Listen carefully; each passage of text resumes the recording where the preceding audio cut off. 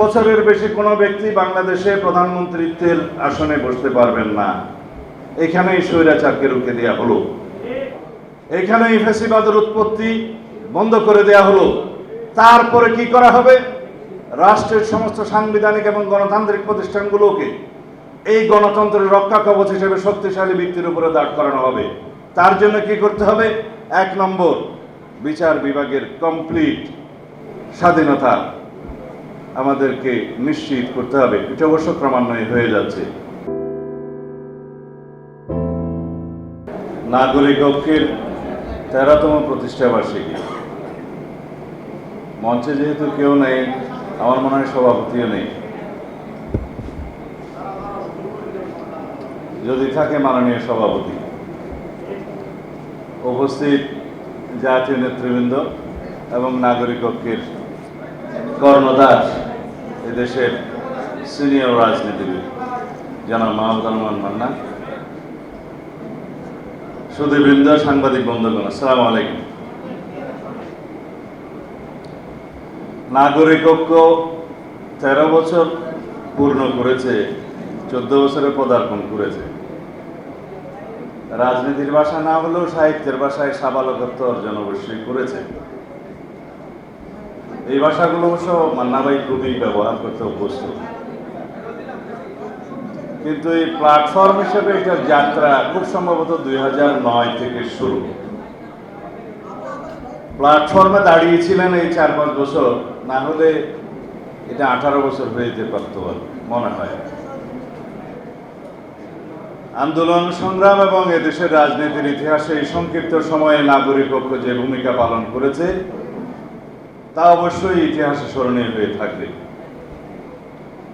একটি স্বৈরের শাসক এবং ফ্যাসিবাদের বিরুদ্ধে কিভাবে বুক চেতিয়ে দাঁড়িয়ে কথা বলতে হয় এবং সমাজের সবচাইতে গণ্যমান্য ব্যক্তিদেরকে একটা প্ল্যাটফর্মে নিয়ে এসে বক্তব্য দেওয়াতে হয়, সেই ভাষা এবং সেই কৌশল মান্না ভাই আয়ত্ত করেছিলেন অনেক আগে। আমরা দেখেছি সেটা। সেই সংগ্রামের ইতিহাসের সাথে আমি দেশে এবং বিদেশে থেকে অনেকভাবেই ওনার সাথে জড়িত ছিলাম। আপনারা জিজ্ঞেস করতে পারেন, আপনি তো দেশেই ছিলেন না, কিভাবে মান্না ভাইয়ের সাথে আন্দোলন সংগ্রামে যুক্ত ছিলেন? সেই কথা একদিন না হয় ওনাকেই জিজ্ঞেস করবেন। তীব্র গণ আন্দোলনের সময় এই 2024-এর আমি দামি নির্বাচনের আগে এবং তারও আগে যে আন্দোলনের দফা নির্মাণের যে প্রচেষ্টা নেওয়া হয়েছিল, তার সাথে নাগরিক ঐক্যের, নাগরিক মঞ্চের বিশেষ করে ভূমিকা ছিল। গণতন্ত্র মঞ্চ, আমি বাংলায় খুব দুর্বল, আগেই বলেছি। গণতন্ত্র মঞ্চের যে ভূমিকা ছিল তার সাথে আমরা জড়িত ছিলাম। তো সৌভাগ্যক্রমে 31 দফা প্রণয়নের যে কাজটা, তার সাথে আমি যুক্ত ছিলাম দলের পক্ষে, আমি এবং আমার সিনিয়র নেতা জনাব নজরুল ইসলাম খান।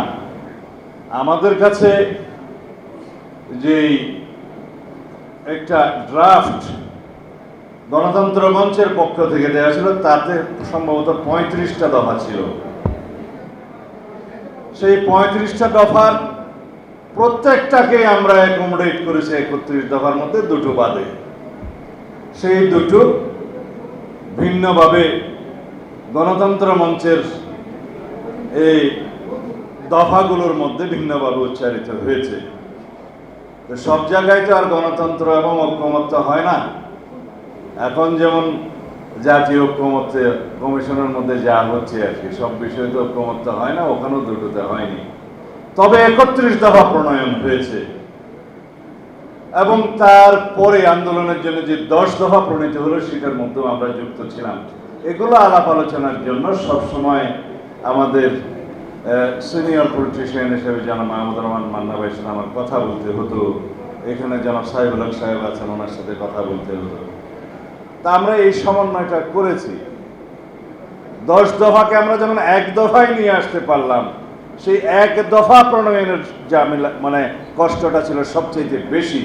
কারণ দফা তো লেখা যায়, কিন্তু কখন আমরা 10 থেকে 1-এ আসতে পারবো, সেই দীর্ঘ প্রক্রিয়া, আন্দোলন সংগ্রামের একটা সময় নির্ধারণ করা এবং সেই পর্যায়ে আসাটা অনেক রক্তাক্ত পথ পাড়ি দিয়ে আসতে হয়েছে। শেষ পর্যন্ত আমরা এক দফায় আসলাম, এবং সেই এক দফার পরে দামি দামি নির্বাচনের পরে বাংলাদেশের রাজনীতির ভবিষ্যৎ কিন্তু নির্ধারিত হয়ে গেল। আমরা জানতাম ফ্যাসিবাদের পতন হবে, কবে হবে সেটা আমরা জানতাম না, নির্ধারিত কবে হবে সেটা জানতাম না, কোন প্রক্রিয়ায় হবে সেটা জানতাম না, কত রক্তপাতের মধ্য দিয়ে হবে সেটা আমরা জানতাম না, কিন্তু আমরা জানতাম এই ফ্যাসিবাদের পতন হবে, তার বীজ বপন করা হয়ে গেছে। সেই ইতিহাসের সাথে নাগরিক ঐক্য জড়িত, সেই ইতিহাসের সাথে গণতন্ত্র মঞ্চ জড়িত। গণতন্ত্র মঞ্চের কথা না বললে সাইফুল হক ভাই খালি বলছে। যাই হোক, আমি আজকে এখানে কি বলবো, নাগরিক ঐক্যের জন্য শুভেচ্ছা বক্তব্য দিতে বলা হয়েছে। শুভেচ্ছা নয়, ইতিহাসই তো বলে দিলাম। নাগরিক ঐক্যের প্ল্যাটফর্ম থেকে নাগরিক ঐক্যের রাজনৈতিক দল হওয়া পর্যন্ত যে ভূমিকা ছিল, সেটা নিয়ে সারা জাতির মধ্যে একটা ঐক্য ছিল। যখনই সেটা রাজনৈতিক দল হিসেবে পরিণত হলো, প্রকাশিত হলো, তখন শুধু একটা দল হয়ে গেল।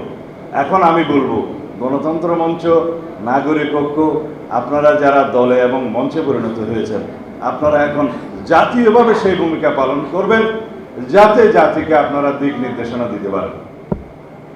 এটা হচ্ছে আমার শুভেচ্ছা এবং শুভকামনা। কারণ আপনাদের সাথে শুধু দুইজন তালি দিচ্ছে, মান্না ভাই, নাগরিক ঐক্যের কি এই লোকজন নাই? আছে নিশ্চয়ই।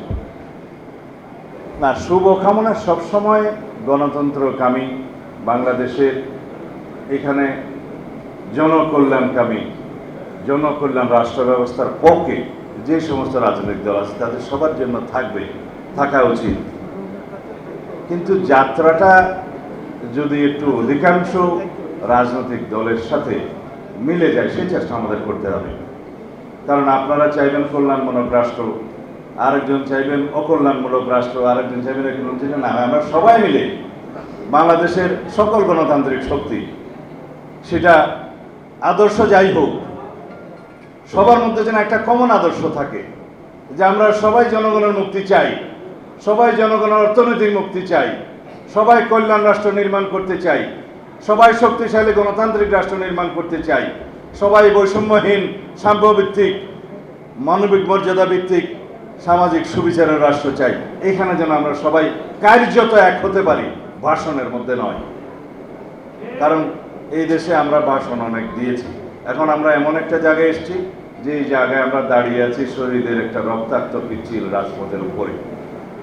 তাদের আকাঙ্ক্ষা ছিল অনেক, তাদের প্রত্যাশা ছিল অনেক, সেই আকাঙ্ক্ষা এবং প্রত্যাশা যেন আমরা পূর্ণ করতে পারি। এবারের শহীদের আকাঙ্ক্ষা এবং প্রত্যাশা যদি আমরা পূর্ণ করতে ব্যর্থ হই, বাংলাদেশ রাষ্ট্রের ভবিষ্যৎ আর দেখি না। এখানে আমাদের একত্রিত থাকতে হবে ফ্যাসিবাদ বিরোধী জাতীয় যে ঐক্য গড়ে উঠেছে সেই প্ল্যাটফর্মের উপর। এটা যেন একটা প্ল্যাটফর্ম হয় সকল গণতান্ত্রিক রাজনৈতিক দলের। প্ল্যাটফর্মটার নাম হবে ফ্যাসিবাদ বিরোধী জাতীয় ঐক্য। আমাদের শক্তি হবে কল্যাণমূলক, সবার আগে বাংলাদেশের স্বার্থ, এবং সেদিকে ইনশাআল্লাহ আমরা এগিয়ে যাচ্ছি। আপনারা এখানে সংস্কার নিয়ে অনেকে অনেক কথা বলেছেন, কিন্তু হতাশা কেউ ব্যক্ত করেন নাই, কারণ আমরা সবাই আশাবাদী মানুষ। আলাপ আলোচনা চলছে, তার চাইতে বেশি অবশ্য খানাপিনা চলছে, সময় অনেক লাগছে, কিন্তু আমি বিশ্বাস করি আমরা একটা জায়গায় ঐক্যতে আসতে পারব। আমরা ঐক্যতে আসার জন্য আমাদের দলের পক্ষ থেকে কি কি বিবেচনা নিয়েছে জাতীয় স্বার্থে আপনারা ইতিমধ্যে লক্ষ্য করেছেন। আমরা বলেছি 10 বছরের বেশি কোনো ব্যক্তি বাংলাদেশে প্রধানমন্ত্রীত্বের আসনে বসতে পারবেন না। এখানেই স্বৈরাচারকে রুখে দেওয়া হলো, এখানেই ফ্যাসিবাদের উৎপত্তি বন্ধ করে দেওয়া হলো। তারপরে কি করা হবে? রাষ্ট্রের সমস্ত সাংবিধানিক এবং গণতান্ত্রিক প্রতিষ্ঠানগুলোকে এই গণতন্ত্রের রক্ষা কবচ হিসেবে শক্তিশালী ভিত্তির উপরে দাঁড় করানো হবে। তার জন্য কি করতে হবে? 1 নম্বর, বিচার বিভাগের কমপ্লিট স্বাধীনতা আমাদেরকে নিশ্চিত করতে হবে। এটা অবশ্য ক্রমান্বয়ে হয়ে যাচ্ছে। আমরা একদম ইন্ডিপেন্ডেন্স অফ জুডিশিয়ারি যদি এনশিওর করতে পারি সাংবিধানিকভাবে, অবশ্যই এবং আইনিভাবে যদি এনশিওর করতে পারি, তাহলে সেটা গণতন্ত্রের রক্ষা কবচ হবে। পার্লামেন্টে এমন কোনো আইন পাস করা যাবে না যে আইনটা এই জুডিশিয়ারিতে চ্যালেঞ্জ হবে না। যদি সেরকম কোনো আইন হয়, সেই জুডিশিয়ারিকে আমাদের নির্মাণ করতে হবে। আমরা বিচার বিভাগেরও জবাবদিহিতা নিশ্চিত করার জন্য প্রস্তাব রেখেছি। শুধুমাত্র আর্টিকেল 96 এর সুপ্রিম জুডিশিয়াল কাউন্সিলের ব্যবস্থা আছে, সেই ব্যবস্থার মধ্য দিয়ে একজন বিচারককে শুধু অপসারণ করা যায়, কিন্তু অপসারণ শুধুমাত্র পিউনিটিভ মেজার্স হতে পারে না, একমাত্র শাস্তি হতে পারে না। যদি এখানে ইন্ডিভিজুয়াল ক্রিমিনাল লায়াবিলিটি থাকে, সেটা ফিক্স করার জন্য যথাযথ আইন থাকতে হবে।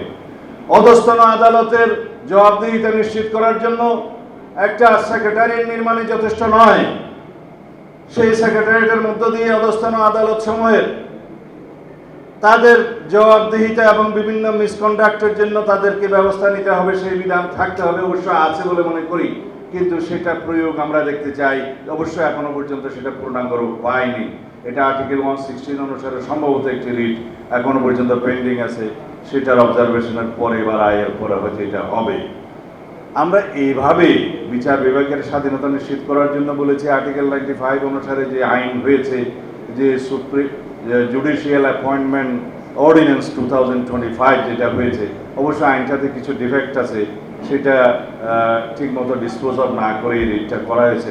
তারপরে ওইটাকে আমরা স্বাগত জানাই, কারণ এর মধ্য দিয়ে জুডিশিয়ারি ইন্ডিপেন্ডেন্টলি ট্রান্সপারেন্টলি বিচারক নিয়োগ হবে এবং তারা এক পর্যায়ে অ্যাপিলেট ডিভিশনে যাবে, সেখান থেকেই চিফ জাস্টিস হবে। এইভাবে রাষ্ট্র ব্যবস্থার মধ্যে দীর্ঘদিন ধরে একটা যে ঘুণে ধরা ব্যবস্থা ছিল, সেটার সংস্কার হবে, ওভারনাইট হবে না। আমি শুধু রক্ষা কবচ হিসেবে জুডিশিয়ারির কথা বললাম, কিন্তু রক্ষা কবচ হিসেবে এখানে এই press club, freedom of press সবচেয়ে বেশি জরুরি। যে দেশে ফ্রিডম অফ প্রেস 100%, সেই দেশের গণতন্ত্র 100%। সেটা আমাদেরকে বিশ্বাস করতে হবে। আমরা প্র্যাকটিসে দেখেছি পৃথিবীর ইতিহাসে তাই বলে। সুতরাং আমাদের সাংবাদিক বন্ধুগণ মনে রাখবেন, আপনারা যেন মালিকের চাকরি না করে বিবেকের চাকরি করেন। changeTV.press, এক ফোঁটা হলুদ নেই।